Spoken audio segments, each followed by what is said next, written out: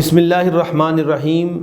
تیسرے پارے کے خلاصے کے لیے پیش کرنے کے لیے میں آپ کی خدمت میں حاضر ہوں، اور آج ہم تیسرا پارہ تلک الرسل فضلنا بعضهم علی بعض، اس تمام پارے کے تمام رکوعات کی تفاسیر کا خلاصہ آپ کی خدمت میں پیش کریں گے۔ یاد رہے کہ تیسرا پارہ جو سورۃ البقرہ اور پھر سورہ آل عمران اس کے نصف سے شروع ہو جاتی ہے، اس کا خلاصہ آپ کے سامنے رکھیں گے۔ پہلے رکوع جو کہ پچھلے پارے یعنی دوسرے پارے کے اختتام سے شروع ہوا تھا، یہاں پہ آ کے ختم ہوتا ہے، اس کی سب سے پہلی آیت میں اللہ تبارک و تعالیٰ نے مختلف انبیاء کی فضیلتوں کا ذکر کیا۔ تلک الرسل فضلنا بعضهم علی بعض، کہ بعض کو بعض پر ہم نے فضیلت دی ہے۔ منہم من کلم اللہ، ان میں سے کچھ نبی وہ ہیں جن سے اللہ تعالیٰ نے کلام فرمایا۔ اسی طریقے کے ساتھ جو سب سے بڑی فضیلت اور عظمت اللہ تعالیٰ نے عطا فرمائی ہے، وہ محمد کریم صلی اللہ علیہ وآلہ وسلم کو عطا فرمائی۔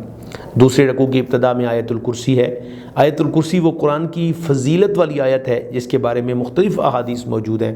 ایک روایت کے مطابق حضور علیہ السلام کا ارشاد گرامی ہے کہ جو شخص رات کو سونے سے پہلے آیت الکرسی کی تلاوت کرتا ہے، اللہ تبارک و تعالیٰ اس کے گھر کو، اس کے مال کو ہر قسم کے حادثات سے محفوظ رکھتا ہے۔ نبی کریم صلی اللہ علیہ وآلہ وسلم کی یہ بھی حدیث مبارکہ موجود ہے کہ یہ آیت الکرسی جو بڑی عظیم آیت ہے، اگر اس کو فرض نماز کے بعد پڑھا جائے تو انسان کو قرب اللہ تعالیٰ کا قرب بھی دیتی ہے اور جنت میں بھی پہنچانے کا سبب اور ذریعہ بنتی ہے۔ تیسرا جب رکوع شروع ہوتا ہے تو اس میں نمرود کا حضرت ابراہیم علیہ السلام کے ساتھ جو مکالمہ ہوا اس کا جو ہے، اور وہ نمرود جو ہے لاجواب ہوا، اس کا ذکر کیا گیا ہے۔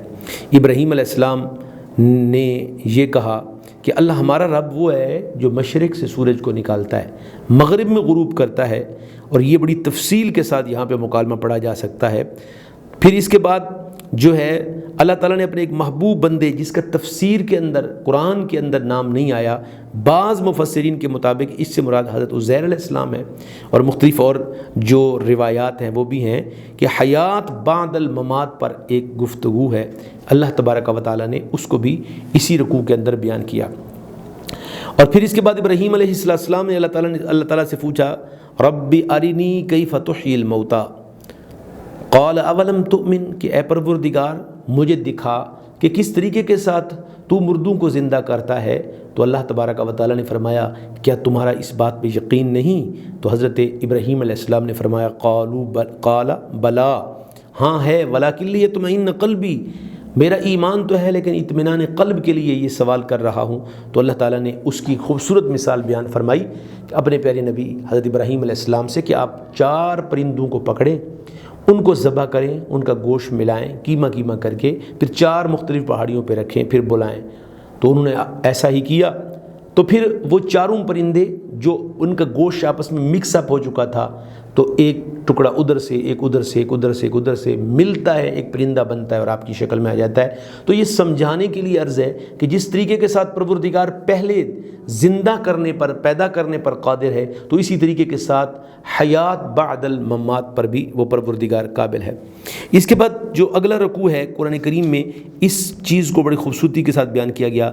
پھر جو چوتھا رکوع ہے اس میں ينفقون فی سبیل اللہ کمثل حبۃ، اس کو بیان کیا گیا کہ کس طریقے کے ساتھ جو ہے وہ اللہ تبارک و تعالیٰ کی راہ میں خرچ کرنے والوں کو ثواب ملتا ہے، کہ جیسے جب آپ اس کی ایک مثال بڑی خوبصورت بیان کی گئی تیسرے رکوع میں، چوتھے رکوع میں، کہ جس طریقے کے ساتھ آپ ایک زمین میں دانہ رکھتے ہیں تو اللہ تعالیٰ اس کے اوپر ایک پودا نکالتا ہے، پھر اس کے اوپر جو ہے وہ کونپلیں، اور پھر وہ آگے بڑھتا ہے، پھر اس کے اندر دانے پیدا ہوتے ہیں، تو ایک کے بدلے میں 700 تک چلے جاتے ہیں۔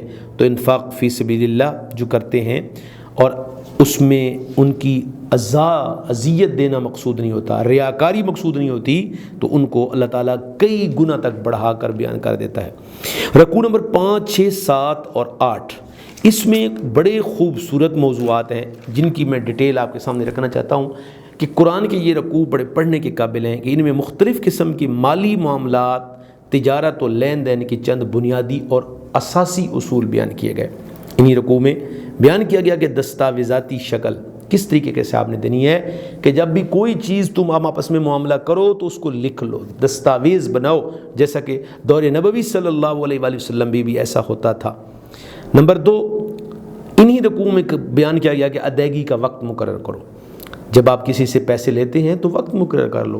عموماً ہمارے معاشرے میں بھی یہی ہوتا ہے کہ جی مجھے پیسے چاہیے، کب دیں گے؟ بس 2-3 ماہ تک دے دوں گا، اور پھر وہ بڑھتے بڑھتے نہ دینے والے کو پتہ ہے نہ لینے والے کو پتہ ہے.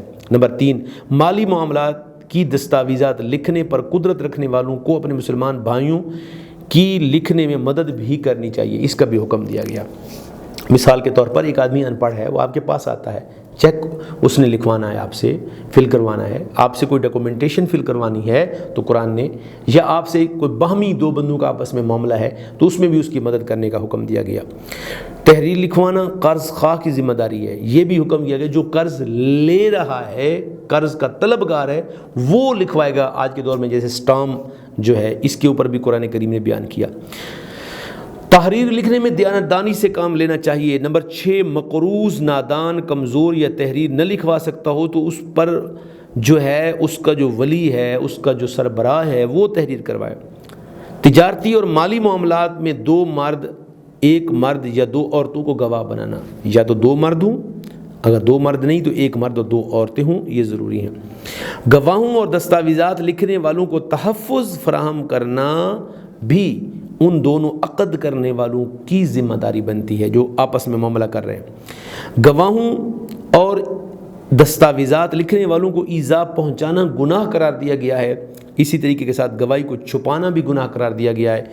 نمبر 12 میں حالت سفر میں کوئی لین دین کا معاملہ ہو تو کوئی فریق ضمانت کے طور پر اپنے پاس کوئی چیز رکھ سکتا ہے. اس حوالے سے بیان کیا گیا. یوں ان 4 رکوعات کے اندر جو ہے بڑی خوبصورتی کے ساتھ، بڑی تفصیل کے ساتھ ان معاملات کو بیان کیا گیا ہے. گرامی قدر، ہم تھوڑا سا آگے بڑھیں تو پھر یہ جو سب صورت اپنے اختتام کو پہنچتی ہے تو اس کی جو آخری آیات کریمہ ہیں، للہ ما فی السماوات وما فی الارض آمن الرسول، ان کی بڑی فضیلت بیان کی گئی ہے. نبی کریم علیہ السلام نے فرمایا جس گھر میں لگاتار 3 دن تک سورۃ البقرہ کی آخری آیات پڑھی جائیں شیطان اس گھر کے قریب نہیں آتا. سورت کی آخری جو آیات ہیں، حضور نے فرمایا خود بھی سیکھو، خواتین کو بھی سکھاؤ، کیونکہ قرآن کے علاوہ یہ بہترین حمد و ثنا اور بہترین دعا ہے. تو یاد رکھیے، یہ عموماً ہم وظائف میں بھی پڑھتے ہیں، ہم جب تلقین کرتے ہیں، جب ہم قبر پہ جا کے ختم شریف پڑھتے ہیں تو اس میں بھی ان آیات کو شامل رکھا جاتا ہے. یوں ہماری پہلی سورت اختتام پذیر ہوتی ہے جس کا نام سورۃ البقرہ تھا. اب اگلی سورت جو 3 پارے میں شروع ہوتی ہے وہ آل عمران ہے، اور یہ 4 پارے کے اینڈ تک جاتی ہے. ہاں، اور یہ رکوع نمبر جو ہے 8 3 پارے کا اس سے شروع ہوتا ہے. سورہ آل عمران، اس کی بڑی فضیلت ہے. آل عمران کو فضیلت کا ذکر کیا گیا ہے، اور اس میں حضرت عیسیٰ کلیم کی جو پر ایمان لانے والے تھے ان کے جو عقائد ہیں، تثلیث کا عقیدہ جو ہے اس کا تفصیل کے ساتھ ذکر کیا گیا ہے. قرآن مجید کی صداقت اور کلام اللہ ہونے میں اہل کتاب کے شبہات کو دور کیا گیا ہے. عیسائیوں کا رد کیا گیا ہے. یہودیوں کے قبیح اور جرائم پر مشتمل جو عقائد تھے ان کا بیان کیا گیا ہے. احکام شریعہ میں حج کی فرضیت، سود کی حرمت، زکوٰۃ ادا نہ کرنے والوں کی سزائیں اور منافقین کی زجر و توبیخ کو بھی بیان کیا گیا ہے. تو یوں اگر ان کو ہم دیکھیں تو یہ سورت جو ہے آل عمران، یہ اس کا جو 2 اور 3 رکوع ہے بڑی تفصیل کے ساتھ یہاں سے اس چیز کا آغاز ہوتا ہے. مزید اس کی ابتدا میں بڑی ایک خوبصورت بحث کی گئی ہے کہ اس میں 2 قسم کی آیات ہیں. اگر ہم یہی مفہوم احادیث میں بھی لے جائیں تو وہاں بھی یہی ہے. قرآن کریم نے اللہ تبارک و تعالیٰ نے فرمایا کہ هو الذی انزل علیک الکتاب منہ آیات محکمات ہن ام الکتاب واخر متشابہات. تو متشابہ اور جو محکم آیات ہیں، ناسخ اور جو منسوخ آیات ہیں، ان کی پہچان بہت ضروری ہے. بہت سی قرآن کریم کی آیات ایسی ہیں جو حکم کے طور پر تو موجود ہیں، جن کی تلاوت بھی ہم کرتے ہیں، پڑھتے ہیں، لیکن ان کے معنی مفاہیم کے اعتبار سے وہ منسوخ ہو چکی ہیں اور ان کے ناسخ موجود ہیں. مثلا میں یہاں پہ یہ بھی مثال عرض کرتا چلوں، جیسے شراب ہے. اب شراب گریجولی حرام ہوئی ہے تو پہلی آیت بھی موجود ہے جس میں اس میں فوائد بھی ہیں اور نقصان بھی ہیں. اگر کوئی شخص اس پہلی آیت کو لے کر بیٹھ جائے تو نہیں، قرآن کریم کی محکم آیات کو ہی ہم نے فالو کرنا ہے، محکم آیات کا ہی سہارا لینا ہے۔ منافقین کا کام یہ ہے کہ وہ محکم کی بغیر متشابہ آیات کو لیتے ہیں۔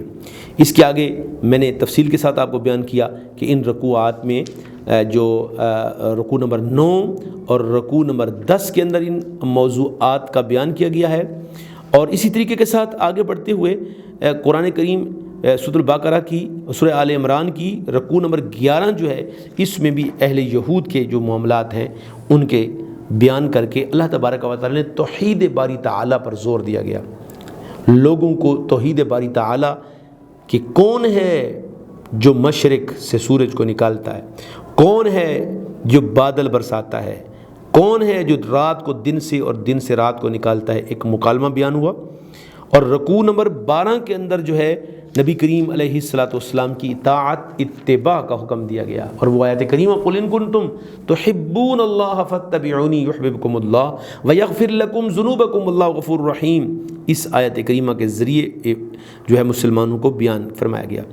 اس کے علاوہ اگلی جو احکامات ہیں، یہ تقریباً 3 جو رکوع بنتے ہیں ہمارا 12، 13 اور 14، ان رکوع کے اندر بڑی تفصیل کے ساتھ حضرت مریم کا جو واقعہ ہے اس کو تفصیل کے ساتھ بیان کیا گیا ہے۔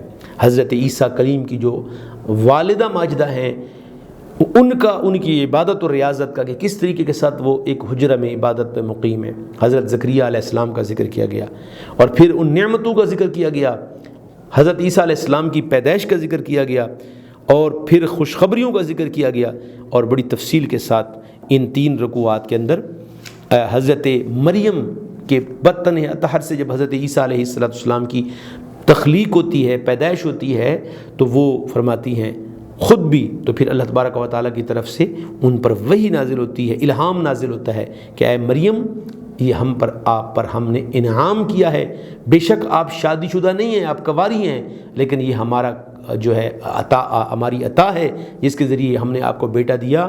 یہ صرف آپ کا بیٹا ہی نہیں بلکہ ہم اسے نبی بنائیں گے، یہ اللہ کا مقرب بندہ ہوگا، اس کے ذریعے اللہ تعالیٰ لوگوں کو رشد و ہدایت کا سبق عطا فرمائے گا۔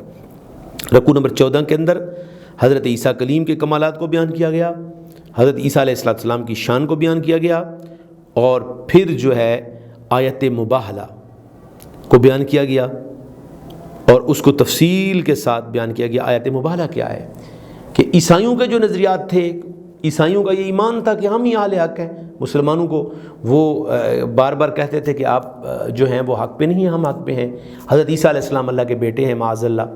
تو پھر نبی کریم علیہ السلام نے ان کی جو باتیں سنی، صحابہ کرام نے شکایات عرض کی، تو پھر حکم ہوا کہ ان کو بھی بلاؤ، آپ بھی آؤ۔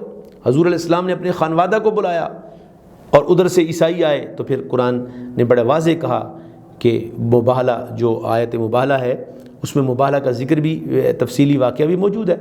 تو قرآن نے کہا کہ جب وہ آئے تو آنے کے فوراً بعد دوڑ گئے، ان کے چہروں کو دیکھ کر حضرت سیدہ طیبہ طاہرہ، حضرت مولا کائنات امام حسن و حسین سرکار علیہ السلام کی ذات، اور عیسائی، تو اس میں تفصیل کے ساتھ بیان کیا گیا۔ اور پھر رکوع نمبر 15 کے اندر بھی کنٹینیوٹی ہے اسی موضوع کی، اسی بات کو آگے بڑھایا گیا ہے۔ رکوع نمبر 15 اور 16 جو ہیں ان کے اندر انہی موضوعات کو، اور پھر اللہ کی رحمت جو ہے اس پر یقین کرنے کو، اور پھر جو اللہ تبارک و تعالیٰ کی بارگاہ میں عہد و پیمان ہے اس کو تفصیل کے ساتھ بیان کیا گیا۔ اور پھر اس کے بعد رکوع جو آخری رکوع ہے، رکوع نمبر 17، کیونکہ جو پارہ نمبر 3 ہے اس کے کل 17 رکوع ہیں، تو 17ویں رکوع کے اندر جو ہے نبی کریم صلی اللہ علیہ وسلم کی عظمت کو بیان کیا گیا کہ سرکار جو ہے یہ تمام انبیاء کی تصدیق کرنے والے ہیں۔ رسول اللہ صلی اللہ علیہ وسلم اگرچہ ظاہری طور پر آخر میں تشریف لائے، لیکن تمام انبیاء کی نبوتوں کی تصدیق بھی حضور صلی اللہ علیہ وآلہ وسلم نے فرمائی۔ تو یوں دین اسلام کی حقانیت کو بیان کیا گیا، دین اسلام کی شعائر اور فضیلتوں کو بیان کیا گیا، اور جو ہے ایک تسلسل تھا جو اس مختلف پچھلے جو موضوعات جس میں حضرت ابراہیم علیہ السلام، حضرت اسماعیل علیہ السلام، عیسیٰ علیہ السلام اور مختلف ان کی جو قومیں ہیں ان کے جو مختلف مسائل ہیں ان کو بیان کیا گیا۔ دعا ہے اللہ تعالیٰ ہمیں اس پارے کو سمجھنے کی توفیق دے، اس کے جو اہم پوائنٹس ہم نے آپ کے سامنے رکھے ان پر تفکر تدبر کرنے کی توفیق عطا فرمائے۔ وآخر دعوانا ان الحمد للہ رب العالمین۔